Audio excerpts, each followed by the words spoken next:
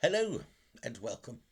It's Monday, it's the 9th of September 2024, and this is my first vlog of the month. On this day, the 9th of September in 2015, Queen Elizabeth II became Great Britain's longest serving monarch, passing 63 years and 7 months, breaking the record previously held by her great-great-grandmother, Queen Victoria.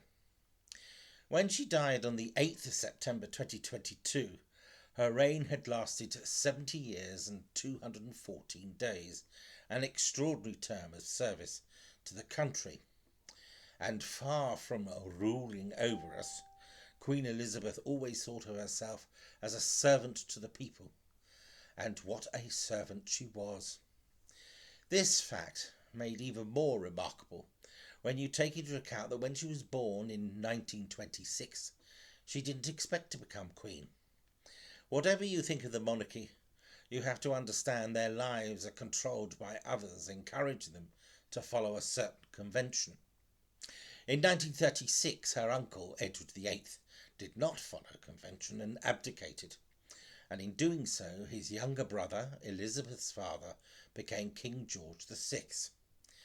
He only had daughters, and Elizabeth, being the eldest, became queen.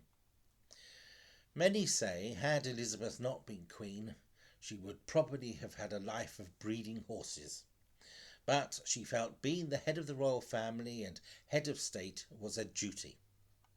Outside of the royal family, others believe in public service too, some of whom put themselves forward for Parliament, and in the UK there are 650 sitting MPs. And of course, in recent years, the reputation of MPs has been tainted, which is unfair to the vast majority who are hard-working backbenchers and have, in a small way, made improvements to society. Many of you, particularly from across the pond, have asked me to clarify certain terms and traditions that you have heard or seen on television about our Parliament. One of the questions is, why is the Speaker of the House dragged to the chair? Well, many centuries ago, the function of the Speaker was to communicate the feelings of the House of Commons to the monarch. And very often, if the monarch didn't like what was said, the Speaker would be executed. So the Speaker of the House became an undesirable position. Hence, they had to be dragged into the chair to take the position. A second question is, what is the Woolsack? It's the official seat of the Lord Speaker in the House of Lords, who is the equivalent of the Speaker in the House of Commons. It was originally a large sack full of sheep's wool.